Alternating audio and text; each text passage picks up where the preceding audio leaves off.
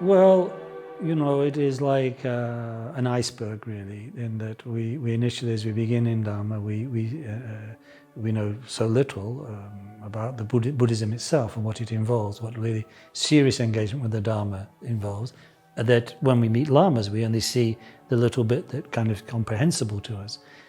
But and that's where sometimes people go wrong, because what appears to have a certain appearance above the ocean, sometimes it doesn't have much depth to it. But icebergs do, and the Great Lama is like that. 8/9 is submerged initially in terms of the richness of their understanding, the depth of their understanding, the complexity of their understanding, which of course endows them with great skillfulness and flexibility in teaching people. Their enormous patience in unfolding the Dharma over a long period of time in response to what you, the student, can really, as it were, manage to relate to. Because that matures over time, of course. So the great master is patient. He is like a great craftsman who is sharing with you a craft in which you will, perhaps, if you go far enough, become a master yourself. Because the craftsman doesn't seek to bind his apprentices to himself forever. They seek to endow them with skills and abilities which make them free and autonomous. And that's what the great masters do. So like in Penda Rinpoche, it's on Sakya Trizin, Rinpoche himself, of course, and so on. It's like that. They want nothing from us, in a sense.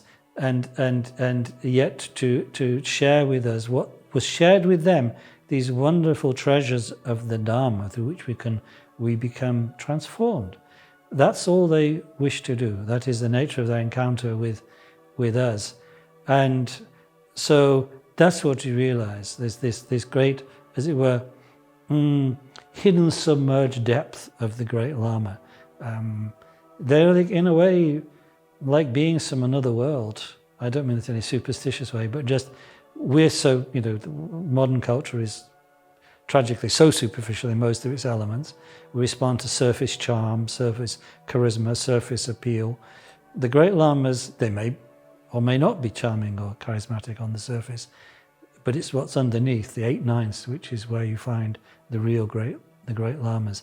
And it takes time to realize that. I mean, it might be the first one you meet is that, exactly, but it may not be. So again, knowing what a real lama knows and how they really teach, as well as conduct their lives, that's really amazingly important and helpful for people, I think, to know.